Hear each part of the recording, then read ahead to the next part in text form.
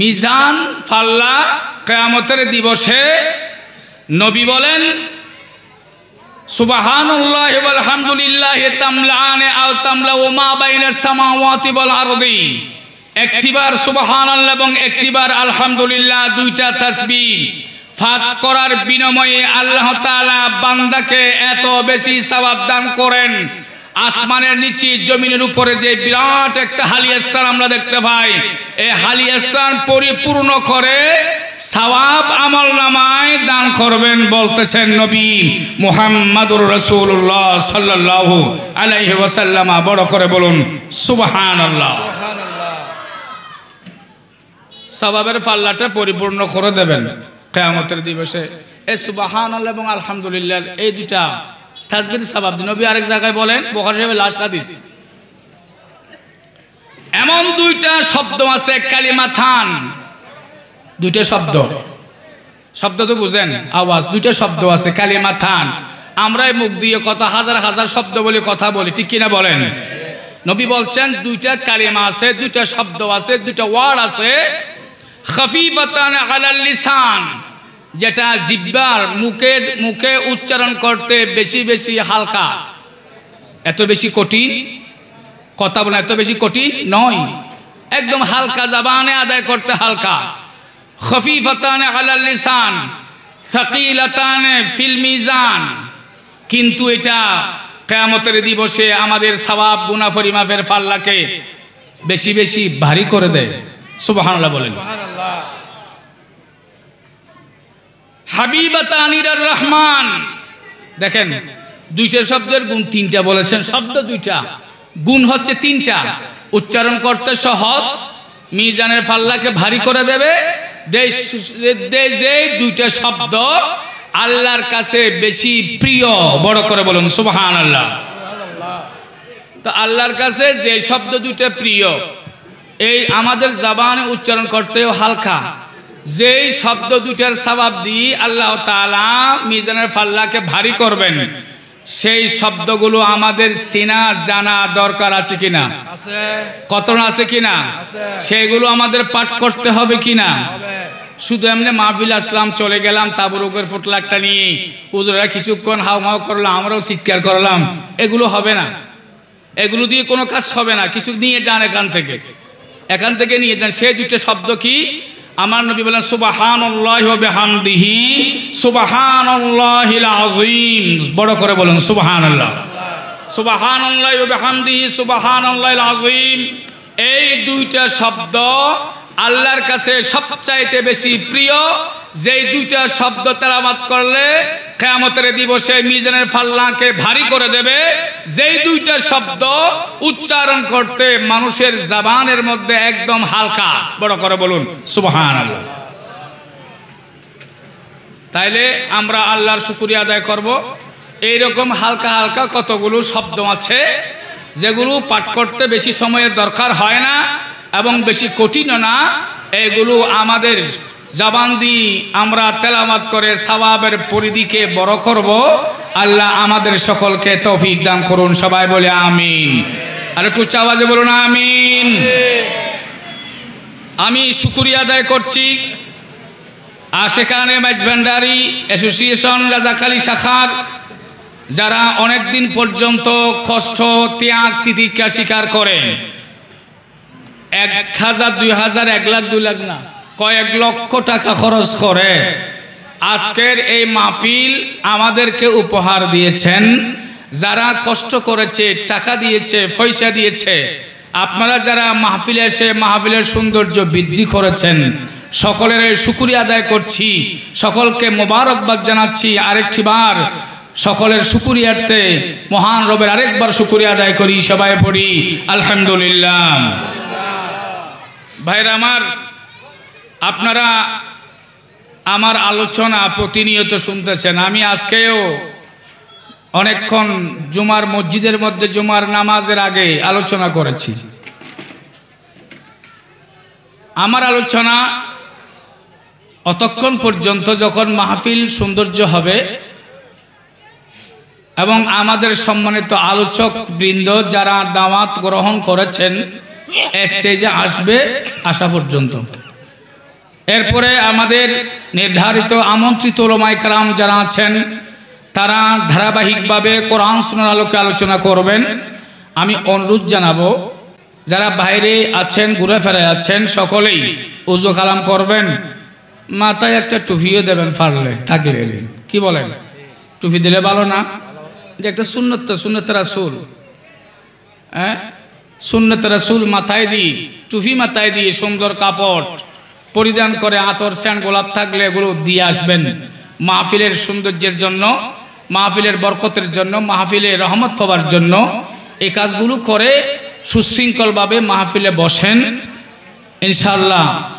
মাহফিলের শেষে আমরা এসেছি গুনাহগার, এখান থেকে আমরা গুনাহমুক্ত হয়ে আমরা চলে যাব নেককার হয়ে। যাবার সময় রুহের খোরাকও নেব, ফেটের খোরাক তাবরুকও নেব, ঠিক কিনা বলেন? তবে আমরা কেউ এই মাহফিলের মধ্যে বিরিয়ানির নিয়তে আসি নাই। আসছি বিরিয়ানির নিয়তে এতক্ষণ বসে কেউ থাকে না। কখন আপনারা মাগরিবের পরেও বসেছেন, এখনো বসতেছেন, আর মাহফিল কখন হবে ততক্ষণ পর্যন্ত বসে থাকবেন।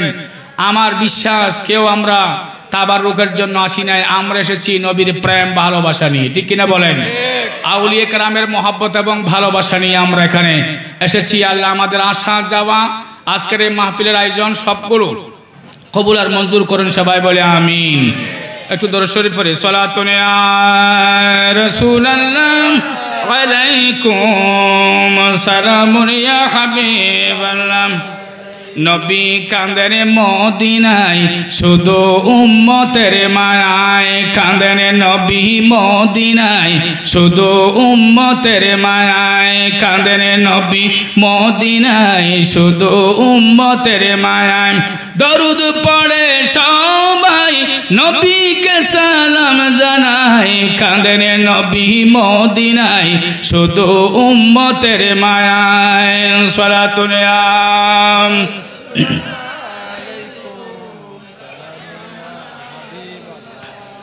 সরাসরি আমি আমার আলোচনা চলে যাচ্ছি। আমি একটু কোরআন শরীফের আয়াত তেলাওয়াত করেছি। এখানে 5 জন মহান ব্যক্তি নিয়ে এই আয়াতের মধ্যে আলোচনা করা হয়েছে। কয়জন ব্যক্তি? 5 জন।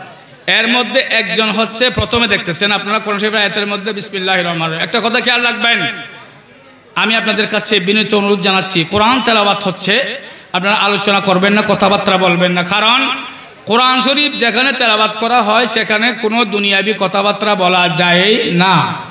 আল্লাহ তাআলা বলেছেন, ওয়াইজা কুরিয়াল কোরআন ফাসতামিউ লাহু ওয়া আনসিতু লাআল্লাকুম তুরহামুন। কোরআন তেলাওয়াত যখন হয় তখন আল্লাহর রহমত নাজিল হয়। রহমত নাজিল তখনই ওই সমস্ত আল্লাহর বান্দারা পায় যখন কোরআনে কারীমের তেলাওয়াত হয়, তখন তারা চুপ থাকে এবং নিজের কান দিয়ে কোরআনে কারীমের এই তেলাওয়াত শুনে। যখন আপনি শুনবেন, যখন আপনি চুপ থাকবেন, তখন আল্লাহর পক্ষ থেকে রহমত নাজিল হবে। সুবহানাল্লাহ বলেন। গভীর মনোযোগ। মুহাম্মাদুর রাসূলুল্লাহ, একদম শুরুতে, একদম এই আয়াতের শুরুতে মুহাম্মাদুর রাসূলুল্লাহ। তাফসীরকারগণ, রাইসুল মুফাসসিরিন হযরত আব্দুল্লাহ ইবনে আব্বাস রাদিয়াল্লাহু তাআলা আনহু, গভীর মনোযোগ, ইনি হচ্ছেন আমার নবীর চাচাতো ভাই। কি ভাই বলছি? নবীর চাচাতো ভাই হযরত রাইসুল মুফাসসিরিন আব্দুল্লাহ ইবনে আব্বাস রাদিয়াল্লাহু তাআলা আনহু। সাহাবা একরামের ভিতরে আমার নবীর পরে সাহাবা একরাম থেকে কিয়ামত পর্যন্ত যত নবীর উম্মতের ভিতরে আলেম আসবে, মুফাসসির আসবে, মুহাদ্দিস আসবে, মুফতি সাহেব আসবে, পীর সাহেব আসবে, যতই জ্ঞানী গুণী মানুষ আসবে, সবার চাইতে শ্রেষ্ঠ জ্ঞানী হচ্ছে হযরতে আব্দুল্লাহ ইবনে আব্বাস রাদিয়াল্লাহু তাআলা আনহু।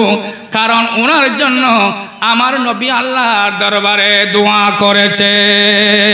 সুবহানাল্লাহ বলেন। দোয়া করেছে। কথা বলিন, আমার সাথে কিছু কথা বলিন। আচ্ছা বলেন দেখি, আমাদের ঘরের মধ্যে যখন সন্তান আসে, জন্ম নেয়, তখন সন্তানকে আজান দেওয়ার পরে মুখের মধ্যে কি দেওয়া হয়? কথা বলেন, মুখের মধ্যে কি দেওয়া হয়? মধু। মধু এটা এমন একটা জিনিস, মধুর ভিতরে আল্লাহ তাআলা মানব জাতির বিভিন্ন শরীরের ভিতরে বিভিন্ন রোগের শেফা, রোগ থেকে মুক্তির প্রতিষেধক ঔষধ মধুর ভিতরে আল্লাহ তাআলা দিয়েছেন। সুবহানাল্লাহ বলেন। আল্লাহ বলেন ইয়াখরুজু মিন বুতুনিহা শারাবুম মুখতালিফুন আলওয়ানুহু ফীহি শিফাউন লিন্নাস। সুবহানাল্লাহ বলেন। আমি কিচ্ছা বলতেছি না, গোটা গোটা কোরআন শরীফের আয়াত পড়তেছি। কিচ্ছা দিচ্ছে বলা, এগুলো আমার অভ্যাস না, আপনারা দেখছেন আমার ওয়াজের মধ্যে। আমার আল্লাহ বলেন মৌমাছি ছিলেন তো, মৌমাছি ছিলেন না, মৌমাছি আল্লাহ বলছেন মৌমাছির পেট থেকে রং বেরঙের যেই সমস্ত পানি বাইর হয়, মধু বাহির হয়, ইয়াখরুজু মিন বুতুনিহা শারাবুন মুখতালিফুন আলওয়ানুহু, মৌমাছির পেট থেকে বিভিন্ন প্রকারের যে সমস্ত রং বেরঙের পানি বাহির হয়, মুখ থেকে পেট থেকে যে রং বেরঙের পানি বাহির হয়, যেগুলোকে আমরা মধু বলি, ওই মধুর মধ্যে মানব জাতির বিভিন্ন প্রকারের বিমারের রোগের শেফা রয়েছে। সুবহানাল্লাহ বলেন। আচ্ছা বলতেছে এটা কে? কথা বলেন, কে বলতেছে? আল্লাহ বলতে দুনিয়ার কোনো ডাক্তারে বলে নাই, ডাক্তারের ওষুধ যে প্রেসক্রিপশন লিখছে এই ওষুধ খেলে ভালো হতে পারে, ভালো নাও হতে পারে, ঠিক কিনা বলেন? আল্লাহ যখন বলেছে আমরা ঈমানদারেরা আমাদের বিশ্বাস হচ্ছে অবশ্যই অবশ্যই আল্লাহর কথা 100% সত্য, এখানে মিথ্যার কোনো লেশ নাই, এগুলো আমার আল্লাহ বলেছেন। সুতরাং এই কোরআনে কারীমের আয়াতটা প্রমাণ করে মধুর ভিতরে মানব জাতির বিভিন্ন প্রকারের শরীরের রোগের ঔষধ আমার আল্লাহ রেখেছে। সুবহানাল্লাহ বলেন। আচ্ছা মধু হয় কিভাবে? মধু হয় বিভিন্ন প্রকারের ফল, বিভিন্ন প্রকারের ফুল থেকে মধু পোকা ওইগুলো রস আহরণ করে। কি আহরণ করে? রস। রস আহরণ করে, রস আহরণ করে ওহা পেটের মধ্যে নেয়, তারপর মধু ওই মৌমাছি ওগুলো বমি করে। গভীর মনোযোগ, একই ফুল থেকে কালো কালো ভোমরা আছে না নাই? ভোমরা নাই? ভোমরা ভোমরা কালো কালো ভোমরা, ভোমরা যেগুলো আছে এগুলো বিভিন্ন প্রকারের ফুল থেকে এরাও মধু খায়, এরাও রস খায়। তবে কথা হলো ওই ভোমরা বিভিন্ন প্রকারের ফুল থেকে মধু আহরণ করে, রস আহরণ করে। ভোমরা যেগুলো বাহির করে, বোমরা যেগুলো বাহির করে, বোমরা থেকে, বোমরার পেট থেকে যাহা বাহির হয় তাহা বিষে পরিণত হয়। কিসে পরিণত হয়? বিষে পরিণত হয়। ওই মৌমাছির পেট থেকে বিভিন্ন প্রকারের ফুল থেকে রস গ্রহণ করে পেটের মধ্যে দিয়ে, আবার ওই মৌমাছি যখন ওই রসগুলো বমি করে যখন মধু হয়ে যায়, আমার নবী ওই মধু এই সমস্ত মৌমাছিকে প্রশ্ন করে জিজ্ঞাসা করেছে, হে মৌমাছি তুমি যখন ফুল থেকে রস আহরণ করো তখন তুমি গুনগুন গুনগুন করে কি শব্দ বলো? কিভাবে তোমার ওই বিভিন্ন প্রকারের ফুলের রসগুলো পেটের মধ্যে যাওয়ার পরে মধু হয়ে যায় আমাকে বলো। ওরা বলে ইয়া রাসূলুল্লাহ, ইয়া হাবিবাল্লাহ রাসূল, আমরা গুনগুন করে যে আওয়াজ করি এগুলো গুনগুনানি নয়, এগুলো হচ্ছে আমরা আপনি নবীর উপর দরুদ শরীফ পাঠ করি। কি করি? কথা বলে। দরুদ শরীফ পাঠ করি। আমরা যখন আপনার উপরে দরুদ শরীফ পাঠ করি, গুনগুন করে যে আওয়াজটা আমরা করি এগুলো মৌমাছি আমাদের গুনগুনানি নয়, এইগুলো হলো আপনার উপর দরুদ শরীফ পাঠ করানোর আওয়াজ। যখন আমরা দরুদ শরীফ পাঠ করে করে বিভিন্ন প্রকারের মিষ্টি ফুল, আবার কতগুলো আছে তিক্ত ফুল, বিভিন্ন প্রকারের ফুল থেকে রস যখন গ্রহণ করি ওই আপনার দরুদ তেলাওয়াতের বিনিময়ে ওই সমস্ত বিভিন্ন প্রকারের ফুলের রসগুলো মধু হয়ে যায়। সুবহানাল্লাহ বলেন। মধু মধু। এজন্য সন্তান যখন ভূমিষ্ঠ হয় নবীর সুন্নতে মোবারকা সর্বপ্রথম আপনার সন্তানকে আজান দেওয়ার পরে, কথা বলেন, আজান দেওয়ার পরে, গোসল দেওয়ানোর পরে, আজান দেওয়ার পরে হুজুরে অথবা একজন বুজুর্গ ফরহেজগার আল্লাহওয়ালা মানুষকে নিয়ে আঙ্গুলের মাথায় ওই মধু লাগিয়ে সন্তানের মুখের মধ্যে দেওয়া হয়। আমাদের দেশের মধ্যে একটা রসম আছে, সেটা কি কেন দেওয়া হয়? বলে যে যাতে সন্তানের মুখের বাসাটা মিষ্টি হয়। সুবহানাল্লাহ বলেন। দেখেন তাসির মধু তাসির দেখেন, সন্তানের মুখের বাসাটা যাতে মিষ্টি হয়, সুন্দর হয়। কারণ চেহারা কুৎসিত হলেও, চেহারা যদি সুন্দর না হয়ও, সুন্দর কুৎসিত মুখের সুন্দর কথা ভালো লাগে না কিনা বলেন? ভালো লাগে না? আর চেহারা সুন্দর কথা খারাপ, কথায় কথায় মানুষকে গালিগালাজ করে, আছে না নাই? কথায় কথায় মানুষকে কর্কট ভাষায় কথা বলে, কথায় কথায় মানুষের অন্তরের মধ্যে কষ্ট দিয়ে কথা বলে, কথায় কথায় মানুষের কর্কট ভাষা বলে মানুষের অন্তর সেট করে দেয়। এইরকমও মানুষ আছে না নাই? নবী বলেন আল মুসলিমু মান সালিমাল মুসলিমুনা মিন লিসানিহি ওয়া ইয়াদিহি। মুসলমান ওকে বলা হয়, কাকে বলা? দেখেন, যাকে তাকে মুসলমান বলা হয় না। আমার নবীর পরিভাষায় মুসলমান ওই ব্যক্তিকে বলা হয় যার হাত এবং মুখ থেকে অন্য মানুষ নিরাপদ থাকে। সুবহানাল্লাহ বলেন।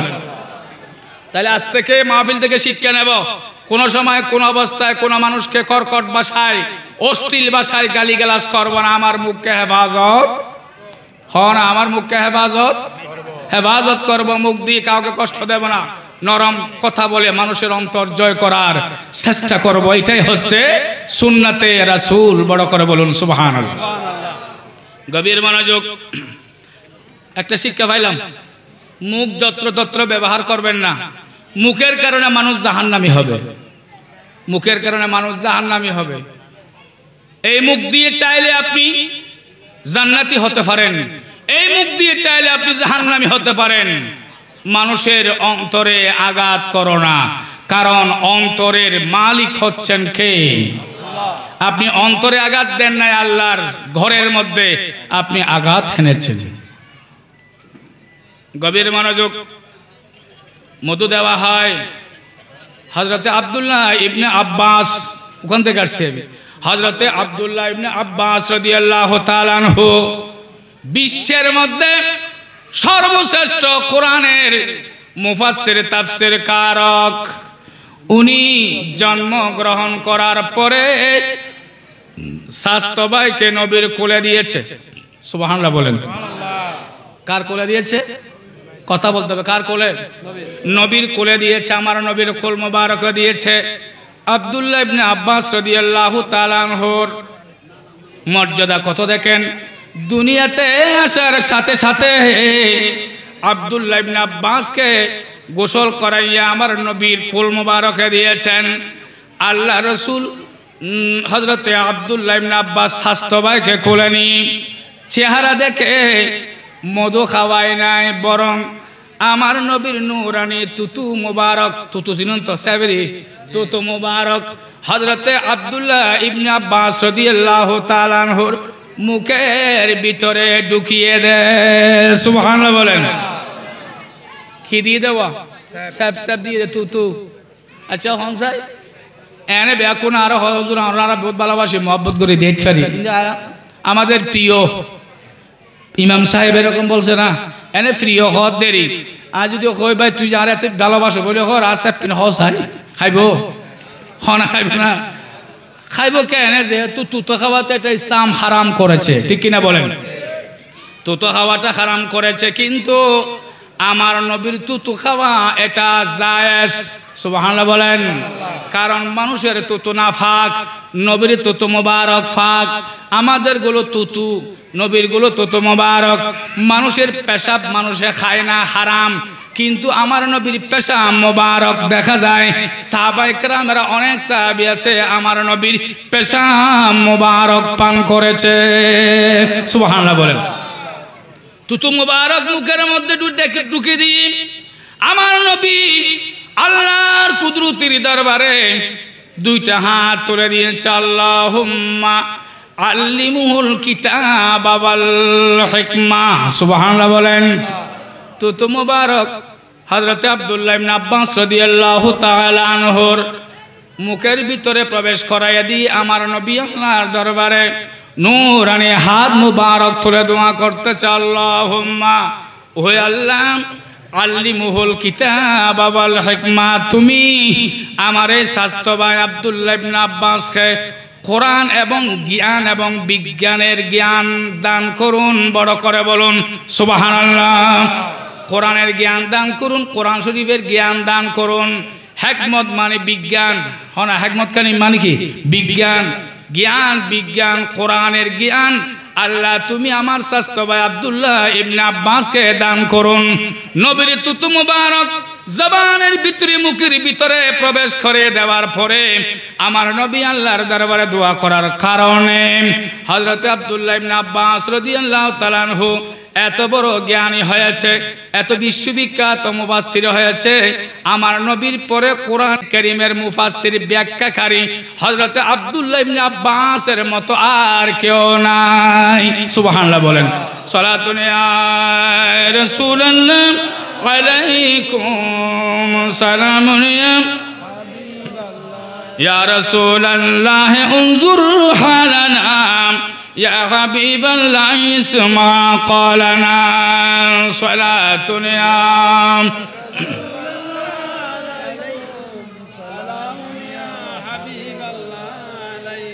আমার ওয়াজগুলো বুঝতে কষ্ট হয়।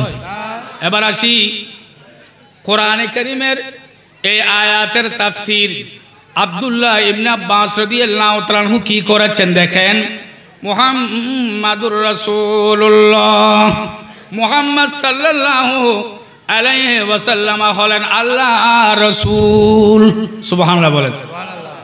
গোটা কোরআনের মধ্যে মুহাম্মদ শব্দ এবং আহমদ শব্দ এটা আপনারা ফালে পেলেও এই আহমদ এবং মুহাম্মদ শব্দের উপর আমার আল্লাহ ইয়া মুহাম্মাদু ইয়া আহমদু এইরকম ইয়া শব্দ দিয়ে হে আহমদ হে মুহাম্মদ বলে আমার আল্লাহ গোটা কোরআনে কারীমের মধ্যে আমার আল্লাহ ডাকে নাই। সুবহানাল্লাহ বলেন। যখন আল্লাহ আমার নবীকে ডাক দিয়েছেন আল্লাহ বলেছেন ইয়া আইয়ুহার রাসূল। সুবহানাল্লাহ বলেন। মুহাম্মাদুর রাসূলুল্লাহ ইয়া আইয়ুহার রাসূল ইয়া আইয়ুহান নবী ইয়া আইয়ুহান নবিয়্যু ইন্না আরসালনাকা শাহিদান ওয়া মুবাশশিরান ওয়া নাযীরা ইয়া আইয়ুহার রাসূল বাল্লিগ মা উনজিলাইক। এরকম করে করে ইয়া আইয়ুহান নবী ইয়া আইয়ুহার রাসূল ইয়া আইয়ুহাল মুজাম্মিল ইয়া আইয়ুহাল মুদ্দাসসির তাহা ইয়াসিন এইরকম সুন্দর সুন্দর লকব দিয়ে আমার আল্লাহ আমার নবীকে ডেকেছেন। অন্যান্য নবীকে বিভিন্ন লকব ধরেছেন, লকব দিয়েছেন। যেমন আল্লাহ হযরত দাউদ আলাইহিস সালামকে খলিফাতুল্লাহ বলে ডাক দিয়েছে, ইব্রাহিমকে খলিলুল্লাহ বলে ডাক দিয়েছে, ইসমাইলকে জবিহুল্লাহ বলা হয়, আদমকে সফিউল্লাহ বলা হয়, এভাবে মূসাকে কালিমুল্লাহ বলা হয়, ঈসাকে রূহুল্লাহ বলা হয়, আর আমার নবীকে বলা হয় মুহাম্মাদুর রাসূলুল্লাহ। বড় করে বলুন সুবহানাল্লাহ। মুহাম্মদ সাল্লাল্লাহু আলাইহি ওয়াসাল্লাম আল্লাহর রাসূল। হনা মুহাম্মদ সাল্লাল্লাহু আলাইহি ওয়াসাল্লাম আল্লাহর রাসূল। গভীর মনোযোগ। আল্লাহ রাসূলের আর একটা লকব আছে, এটা হচ্ছে হাবিবুল্লাহ। হনা কি হনা হাবিবুল। এজন্য আমরা বলি ইয়া নবী সালাম আলাইকা ইয়া রাসূল সালাম আলাইকা ইয়া হাবিব সালাম আলাইকা সালাওয়াতুল্লাহ আলাইকা। সুবহানাল্লাহ বলেন। ইয়া হাবিব, কারণ আমার আল্লাহ আমার নবীকে হাবিব বলে ডাক দিয়েছেন।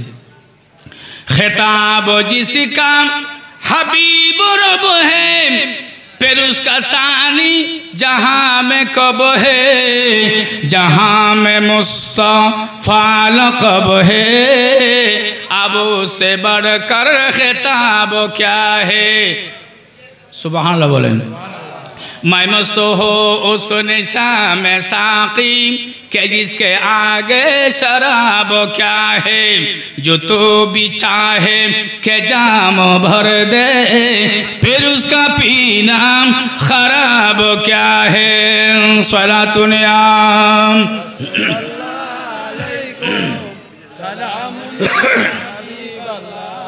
खुदा ने अर्श बरी के ऊपर कहा नबी से के आए पैगंबर निकाब मुँह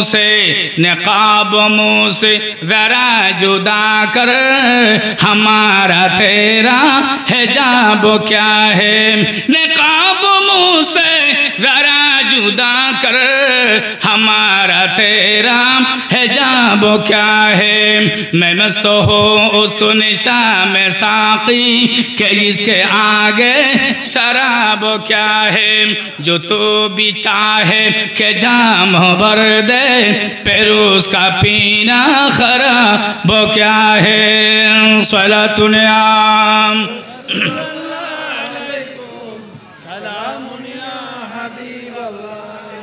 আমার নবীর আরেকটা লকব হচ্ছে হাবিবুল্লাহ কি বলছিলাম যে হাবিবুল্লাহ আর হযরত ইব্রাহিম আলাইহিস সালামের লকব হচ্ছে খলিলুল্লাহ গভীর মনোযোগ হাবিবুল্লাহ মানে আল্লাহর বন্ধু খলিলুল্লাহ মানে আল্লাহর বন্ধু খলিল মানে বন্ধু হাবিব মানে বন্ধু খলিলুল্লাহ মানে বজম ফ্রেন্ড অন্তরঙ্গ বন্ধু কিন্তু খলিল এবং হাবিবের মধ্যে বেশ কম আছে খলিল বলা হয় ওই বন্ধুকে যে আল্লাহকে রাজি করার জন্য আগুনের মধ্যে চলে যায় সুবহানাল্লাহ বলেন খলিল বলা হয় ওই বন্ধু যে বন্ধু আল্লাহকে রাজি করার জন্য ওই হযরত ইব্রাহিম আলাইহিস সালাম নমরুদের অগ্নিকুণ্ডের মধ্যে গিয়েছেন কাকে রাজি করার জন্য কথা বলেন জোরে বলেন কাকে রাজি করার জন্য খলিল বলা হয় যিনি আল্লাহকে রাজি করার জন্য আগুনে চলে যায় আর হাবিব বলা হয় যাকে মোহব্বত সহকারে ৭০,০০০ নূরানি ফেরেশতা দিয়ে বোরাক দিয়ে জিবরিল মিকাইল ইসলাম এসে লা মাকানের খোদা যাকে মেরাজে নিয়ে যায় সুবহানাল্লাহ বলেন मेराज निये जाए अर्श फलक सैरों की रब से मुलाकातों की नूर से नूर मिल गया है वस्त में वरदान थी अर्श फलक सैरों की रब से मुलाकातों की नूर से नूर मिल गया है वस्त में वरदान थी ये मिलन है मुहिब्बों को जरा देख ले नूरुन अला नूर नूरुन अला नूर है जात अल्लाह पाक है सल्ले अला मुहम्मद बशर में या है मगर नूरुन अला नूर है नूरुन अला नूर नूरुन अला नूर है सलातुन आम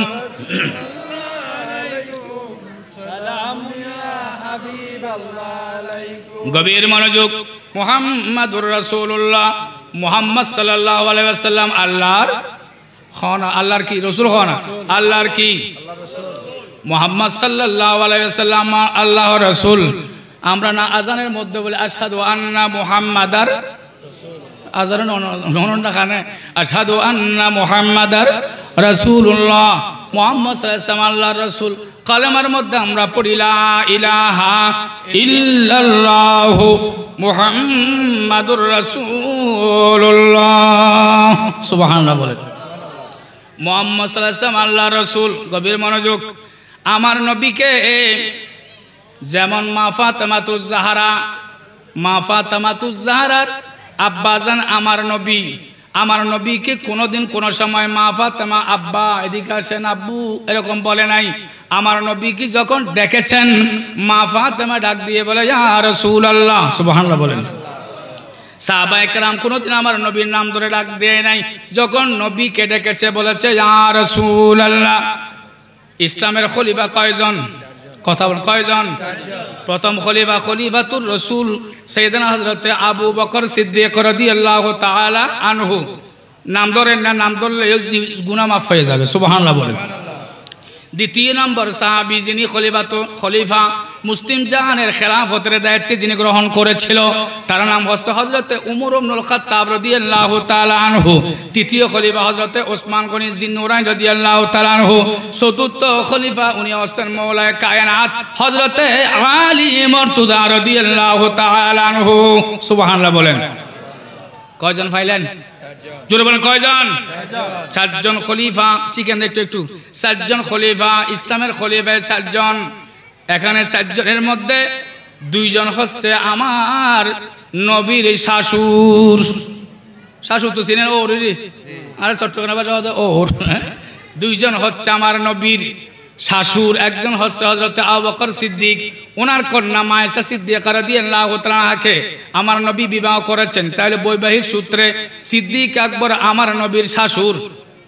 সুবহানাল্লাহ বলেন। হযরত ওমর রাদিয়াল্লাহু তাআলা আনহু, ওনার কন্যা হযরত হাফসা রাদিয়াল্লাহু তাআলাকে বিবাহ করেছেন আমার নবী। এদিক দিয়ে বৈবাহিক সূত্রে হযরত ওমর রাদিয়াল্লাহু তাআলা আমার নবীর শাশুর। ঠিক আছে না? কথা বলেন। আবার হযরত ওসমান গনি জিন্নুরাইন রাদিয়াল্লাহু তাআলা আনহু, এই হযরত ওসমান উনি আমার নবীর 2টা কন্যা সন্তান বিয়ে করেছেন। কয়টা? কথা বলেন, কয়টা? 2টা কন্যা সন্তান বিয়ে করেছেন। এজন্য হযরত ওসমান গনিকে বলা হয় জিন্নুরাইন, জুন্নুরান। তার মানে জুন্নুরাইন মানে 2 নূরের মালিক। সুবহানাল্লাহ বলেন। এই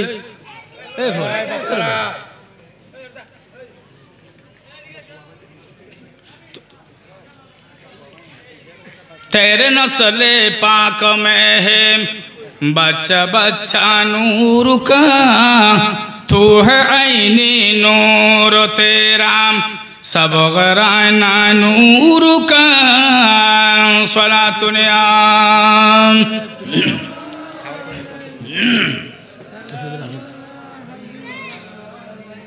গভীর মনোযোগ। কি বুঝলেন? 7 জন খলিফার মধ্যে 2 জন আমার নবীর শাশুর, সিদ্দিক আকবর এবং ফারুক আজম, এই 2 জন আমার নবীর শাশুর। ওসমান গনি জিন্নুরাইন আমার নবীর 2 জন কন্যা সন্তানকে বিবাহ করেছেন। আরেকজন হচ্ছে মৌলায়ে কায়নাত হযরত আলী মুর্তদা রাদিয়াল্লাহু তাআলা আনহু, যাকে শাহিন সাহেব বেলায়েত বলা হয়। সুবহানাল্লাহ বলেন।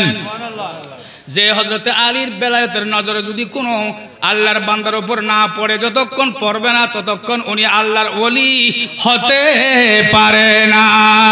সুবহানাল্লাহ বলেন। এই 2 জন হচ্ছে আমার নবীর জামাতা, অর্থাৎ আমার নবীর জিয়ের জামাই। এই 4 জন নবীর খলিফা। আমার নবী বলেন, আলাইকুম বিসুন্নতি ওয়া সুন্নাতিল খুলাফায়ে রাশিদিন আল মাহদিয়িন। ওরে জগতের মানুষ, কিয়ামত পর্যন্ত আমি আমার 4 জন খলিফাকে রেখে যাচ্ছি। এই 4 জন খলিফার আদর্শ যদি আমার কোন উম্মতে আকড়িয়ে ধরে তাহলে কখনো পথভ্রষ্ট হবে না। নবী বলেছেন, আলাইকুম বিসুন্নতি, আমার সুন্নতকে তোমরা আকড়িয়ে ধরো, ওয়া সুন্নাতিল খুলাফায়ে রাশিদিন আল মাহদিয়িন। আল্লাহর পক্ষ থেকে হেদায়েত প্রাপ্ত এই 4 জন সাহাবায়ে কেরাম খলিফাদের, এই সমস্ত খুলাফায়ে আরবার 4 জন খলিফাদের সুন্নতে মুবারকা, আদর্শ মুবারকা তোমরা মজবুত সহকারে ধারণ করো। সুবহানাল্লাহ বলেন। যাচ্ছে বাড়া এদিকে।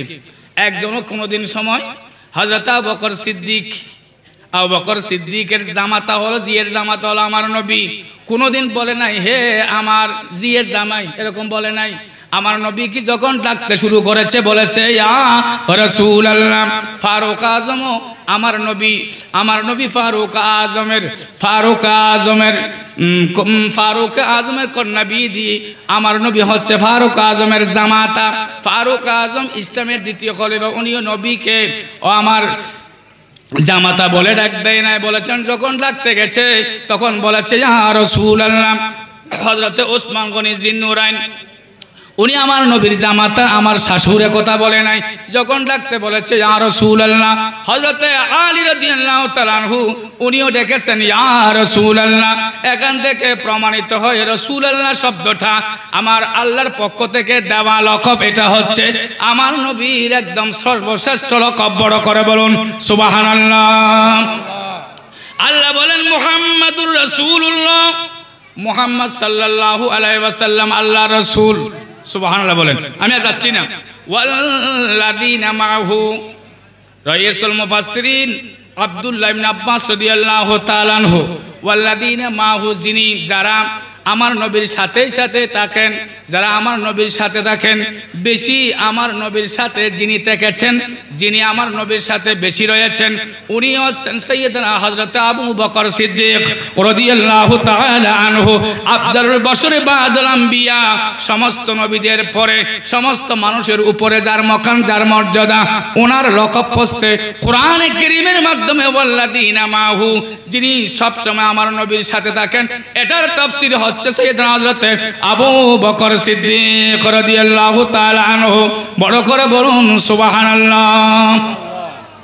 আবু বকর সিদ্দিক বেশি বেশি নবীর সাথে ছিলেন এখনো আছেন কিয়ামতের দিনও থাকবেন আবার আমার নবীর ওই কিয়ামতের দিবসে আমার নবীর সাথে সিদ্দিক আকবরই উঠবেন একসাথে বড় করে বলুন সুবহানাল্লাহ। গভীর মনোযোগ আশিদ্দা ওয়ালাল কুফার সাহাবায়ে কেরামের বৈশিষ্ট্য এক একজনের বৈশিষ্ট্য এক এক রকম সিদ্দিক আকবর নবীর সাথে সব সময় থেকেছেন সব সময় ছিলেন। সিদ্দিক আকবর এমন এক মর্যাদাবান মানুষ যাকে আমার নবী সর্বপ্রথম জান্নাতি হিসেবে ঘোষণা করেছেন। সাহাবায়ে কেরামেরা আমার নবীর সম্মুখে মসজিদে নবী শরীফের মধ্যে বসা আছেন আমার নবী ডাক দিয়ে বলে তোমরা সাহাবায়ে কেরামেরা আজকে তোমাদের ভিতরে মানুষের জানাজা পড়েছে এমন কেউ আছো? সুবহানাল্লাহ বলেন। মানুষের জানাজা পড়েছো এমন কেউ আছো? হঠাৎ করে সিদ্দিক আকবর দাঁড়িয়ে গেলেন ইয়া রাসূলুল্লাহ ইয়া হাবিবাল্লাহ আমি আজকে জানাজার নামাজ আদায় করেছি। সুবহানাল্লাহ বলেন। সিদ্দিক আকবর দাঁড়িয়ে গেছেন আবার বললেন আজকে তোমরা কেউ মিসকিনকে খাদ্য খাওয়াইছো? কেউ দাঁড়ায় নাই।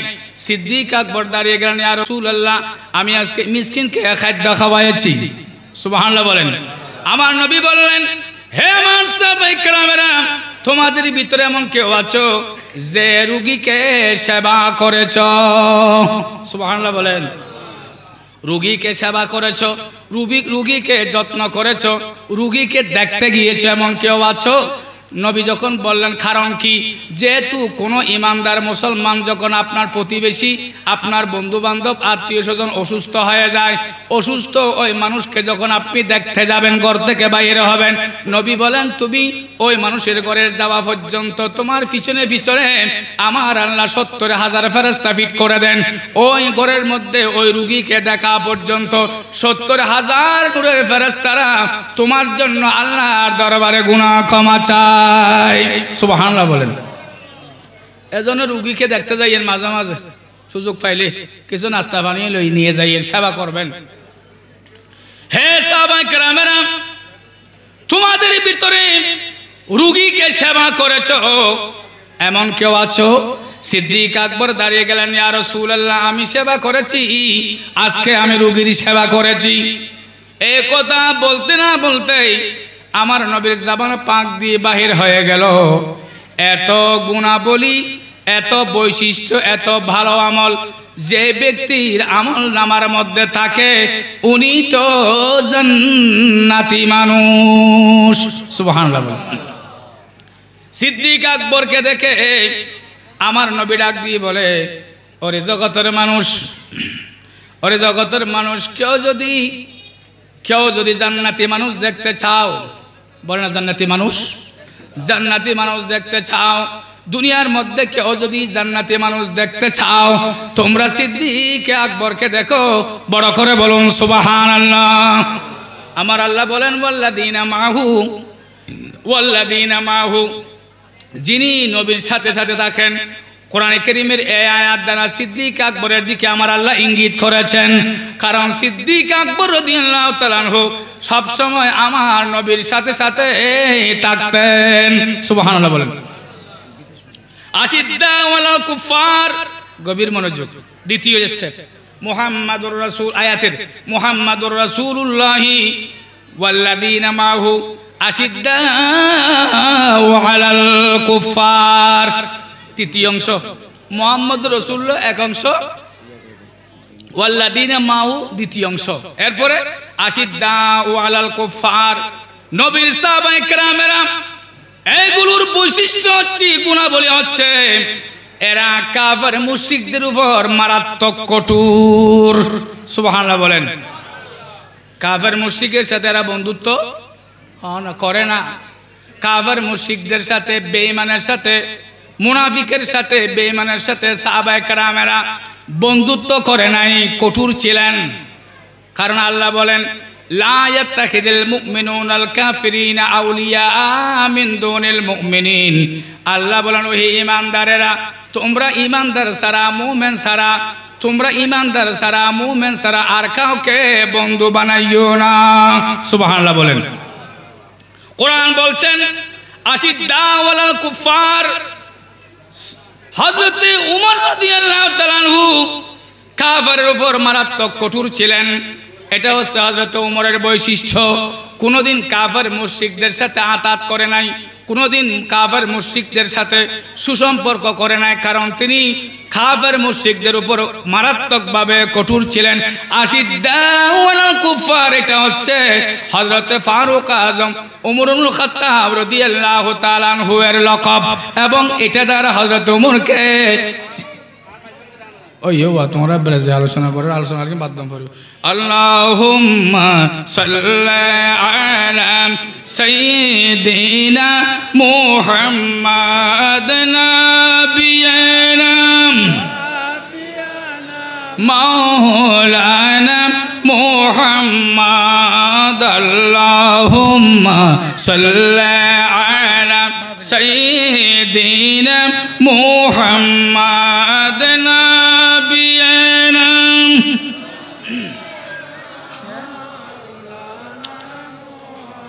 जो माँ घर के काबा बनैया, दहर घर के मदीना।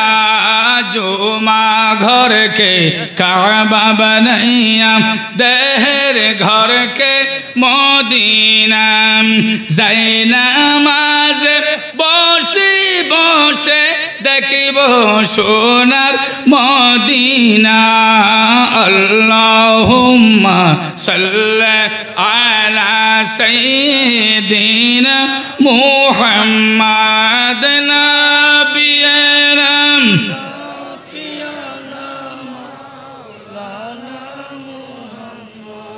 কাফেরদের উপর হযরত ওমর রাদিয়াল্লাহু তাআলা আনহু বেশি কঠোর ছিলেন। গভীর মনোযোগ। ফাজের, ফাসেক, মুনাফিক, কাফের, মুশরিকদের প্রতি বেশি কঠোর ছিলেন হযরত ওমর রাদিয়াল্লাহু আনহু। মুসলমান এবং একজন মুনাফিক মুসলমান, মুনাফিক মুসলমান এবং এক ইহুদির মধ্যে একটা ঘটনা হয়ে বিচারা কার্য আমার নবীর কাছে পেশ করলেন। ইহুদি আর মুসলমান ঘটনা হয়েছে ইহুদি আর মুসলমানের সাথে। তো দুইজনে মিলে ইহুদি বলছে যে তোমার নবীর কাছে আমরা বিচার দেব, বিচারে যে ভাই রায় যে ভাই সেই টিকবে। বিচার কার্যের মধ্যে আমার নবী বিচার, ইহুদিও দলিল পেশ করলো, মুসলমান ও মুনাফিকও দলিল পেশ করেছে। আমার নবী ইহুদির পক্ষে রায় দিলেন। সুবহানাল্লাহ বলেন। কারণ বিচার কার্য এটা নিজের ভাই বলে ভাইয়ের দিকে টানবেন, এরকম হতে পারে না। ন্যায় বিচার হচ্ছে সত্যিকারের অযুক্তি পরামর্শ তর্কের মাধ্যমে যার পক্ষে যাবে তার পক্ষে রায় দেবে। এটা হচ্ছে বিচারকের নিয়ম। ঘুষ খেয়ে এদিক ওদিক করা যাবে না। আমার নবী রায় দিলেন ইহুদির পক্ষে, মুসলমানের বিপক্ষে। মুসলমানের বিপক্ষে যখন রায় দিয়েছে মুসলিম, এটা মুনাফিক ছিল, এটা আমার নবীর রায় মেনে নেয়নি। নাউজুবিল্লাহ বলেন। আমার নবীর রায় মেনে নানি এই মুনাফিক ইহুদিকে আবার চক্রান্ত করে হযরতে উমর রাদিয়াল্লাহু তাআলার কাছে নিয়ে গেলেন। চলো আমি এই রায় মানি না, উমরের কাছে যাই। কারণ উনি জানে উমর হচ্ছে কাফের, মুশরিক, ইহুদি, খ্রিস্টানদের উপর অত্যন্ত কঠোর। সুবহানাল্লাহ বলেন।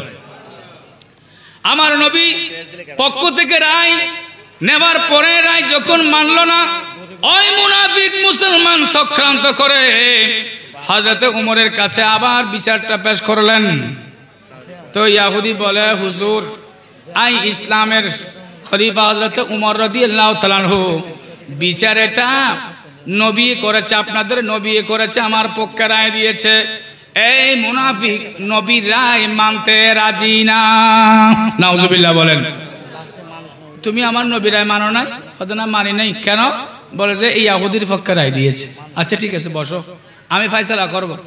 হযরতে উমর রাদিয়াল্লাহু তাআলা আনহু, গভীর মনোযোগ, হযরতে উমর রাদিয়াল্লাহু তাআলা আনহু উনি আর দেরি করে নাই, ঘরের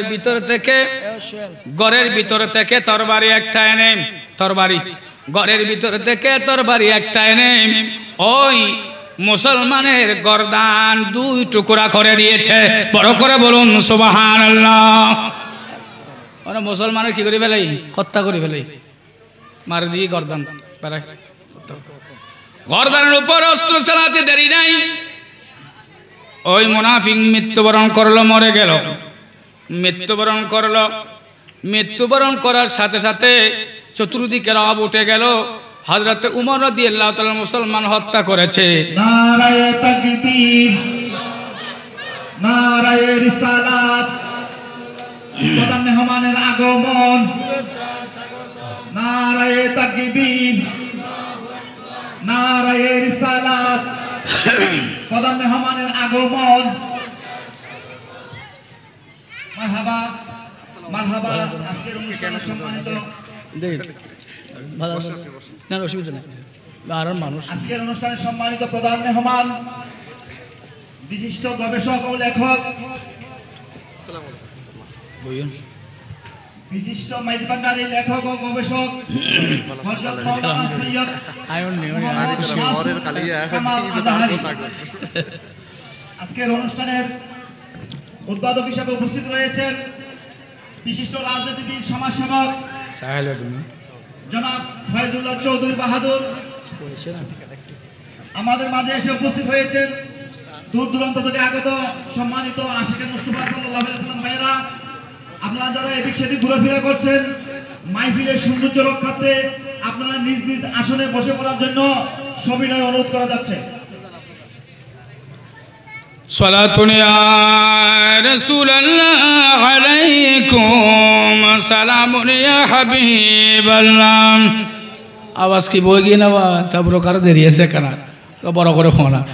আল্লাহুম্মা সাল্লি আলা সাইয়্যিদিনা মুহাম্মদ নাবিয়িনা শাফিঈনা মাওলানা মুহাম্মদ। আল্লাহুম্মা সাল্লি আলা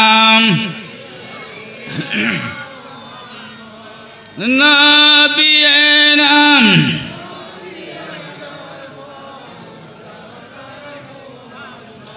আলহামদুলিল্লাহ বলেন। হয় নাই? আরো জোরে বলেন আলহামদুলিল্লাহ। আজকে যিনি আমাদের সম্মুখে মেহমান আলা হিসেবে তশরিফ এনেছেন, চেহারা দেখতেছেন তো? দেখতেছেন? চোখে জুতি ঠিক আছে নি? ভালো করে দেখেন। ইনি হচ্ছেন দক্ষিণ রৌজানের, চট্টগ্রাম নয় সারা বাংলাদেশের সুপরিচিত দরবার, দরবারে কামালিয়া শরীফের প্রাণপুরুষ শাহ সুফি কুতুবুল আকতাব শাহ মাওলানা সৈয়দ কামাল কুদ্দিসা সিররুহু নূরানী এর লখত জিগর, ওই দরবারের সাহেবে সাজ্জাদা,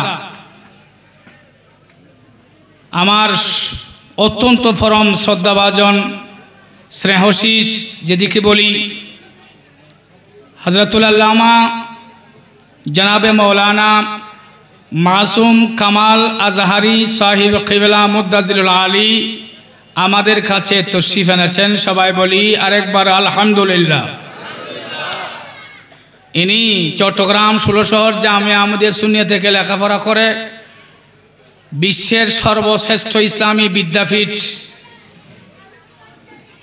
কায়রো মিশর কায়রো শহরে আল আজহার বিশ্ববিদ্যালয়ের থেকে শেষ ডিগ্রি অর্জন করে আজহারি হিসেবে আমাদের কাছে সুপরিচিত হয়েছে। আমার ছাত্র জীবন থেকে ওই দরবারের সাথে একটা নিগূঢ় সম্পর্ক আছে। আমি আলিম ফাজিল কামিল জামিয়া পড়ার সময় আমি থাকতাম ওনার ফুফুর বাড়িতে। সে সূত্রে আমি ওনাকে ভালো করে চিনি। আজকে আপনাদের সম্মুখে ওনাকে উপস্থিত পেয়ে আমিও ওনাকে আমার অন্তরের অন্তরস্থ থেকে মোবারকবাদ জানাচ্ছি। আল্লাহ ওনার হায়াত, এলম হেলম, বিদ্যা বুদ্ধির মধ্যে লক্ষ কোটি বরকত দান করুন, সবাই বলে আমিন। আমি ওনার ফুফুর বাড়িতে থাকা সবাই আমার যিনি হুজুর ছিলেন, ওনার ফুফুর জামাতা হুজুর আল্লামা হারুনুর রশিদ সাহেব, আমার নামে নাম, তখন ওনাকে বড় হুজুর ডাকতো। আমার নাম নামে কি যে নাম ধরতেন না কেউ, ওনাকে হুজুরকে বড় হুজুর ডাকতেন, আমাকে ছোট হুজুর ডাকতেন। ওনার হাত ধরে আমি 1993 ইংরেজি থেকে এ পর্যন্ত ওয়াজের মাহফিলে কম করে হলেও 30 বছর হচ্ছে সম্ভবত, 30 বছর পর্যন্ত ওনার হাত ধরে আমি তাকরীর জগতে আলোচনার আমি এ পর্যন্ত এসেছি। আমি যখন 93 ইংরেজি, তখন আমি জামিয়া আমিয়ুদ্দিন সুন্নিয়া আলিম দ্বিতীয় বর্ষের ছাত্র, তখন থেকে হুজুরের সাথে বিভিন্ন মাহফিলে গিয়ে ওয়াজ করতাম। ওনার হাত ধরে আমি আজকে এই আপনাদের সম্মুখে কথা বলার সাহস আমি ওনার কাছ থেকে পেয়েছি। আল্লাহ হুজুরের হায়াতের মধ্যেও লক্ষ কোটি বরকত দান করুন, সবাই বলে আমিন। फुरकत ने मारा या नबी, दिल हुआ गम से दो पारा, या नबी सलातुन आम, सलामुन या हबीब अल्लाह, कुल खुदाई में नहीं है वो मज़ा जो मज़ा सौकत पे तेरा, या नबी सलातुन आम।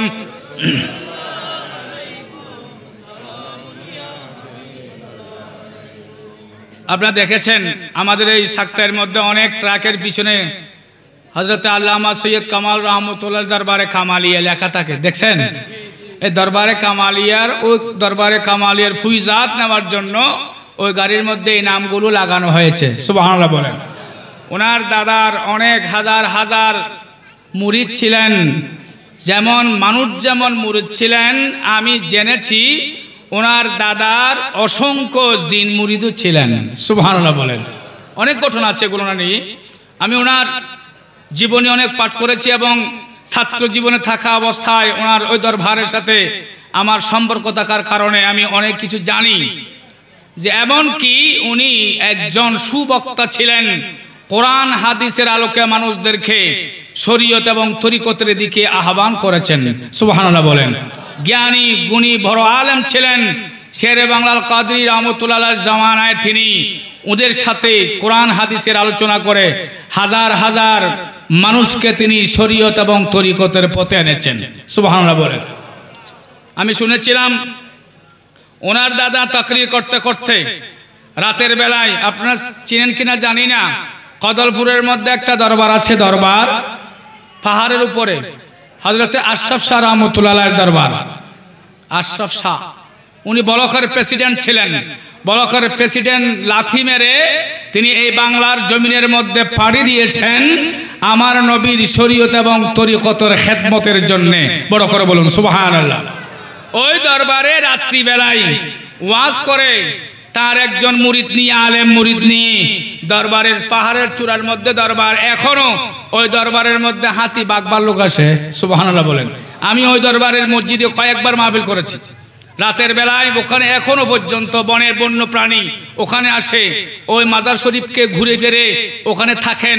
ফজর বেলায় যখন আজানের সময় হয় তখন ওই সমস্ত হিংস্র প্রাণীগুলো আবার চলে যায়, মানুষের ক্ষতি করে না, কারণ পশু পাখিও আল্লাহর বলিকে শ্রদ্ধা করে। বড় করে বলুন সুবহানাল্লাহ। ওয়াজ করে উনি রাত্রিবেলায় বাসায় আসতেন না, ওদিকে ওই দরবারের মধ্যে গিয়ে উনি মুরাকাবায় বসতেন। সুবহানাল্লাহ বলেন। মুরাকাবায় বসতেন উনি। ওখান থেকে মুরাকাবার মধ্যে রাত্রিবেলায় ওয়াজ করে দরবারের মধ্যে গিয়ে উজু কালাম করে মুরাকাবায় বসে আছেন। পিছনে ওনার একজন মৌলবী আলেম মুরিদ ছিলেন, উনিও বসে আছেন। বসতে বসতে কিছুক্ষণ পরে ও মৌলানা সাহেব হুজুরের পেশাবে ধরেছে, পেশাবের বেগ এসেছে।